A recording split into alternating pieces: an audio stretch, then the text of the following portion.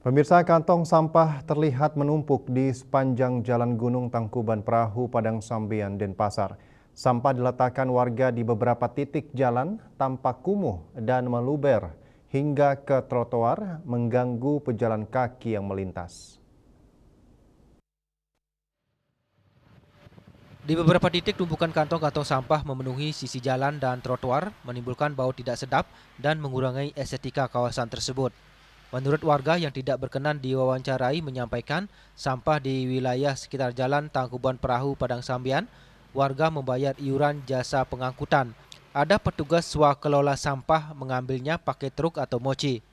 Namun jumlah volume sampah tinggi dibandingkan dengan petugas swakelola, sampah ini sering terjadi kelambatan pengangkutan. Apalagi momen hari keagamaan dan liburan, sampah dihasilkan meningkat jumlahnya. Warga berharap instansi terkait segera mengambil tindakan untuk menertibkan sampah serta meningkatkan pengawasan agar kejadian serupa tidak terus berulang.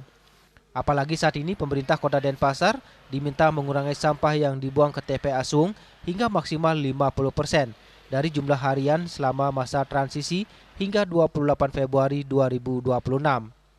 Sebagai syarat perpanjangan waktu penutupan TPA dengan mewajibkan pengelolaan sampah mandiri di sumbernya melalui TPS 3R, TPST, dan sistem pengelolaan sampah berbasis sumber atau PSBS untuk mengurangi ketergantungan. Ini adalah upaya serius untuk mendorong perubahan fundamental dalam pengelolaan sampah di Bali, agar TPA Sung benar-benar bisa ditutup tanpa adanya dampak lingkungan buruk.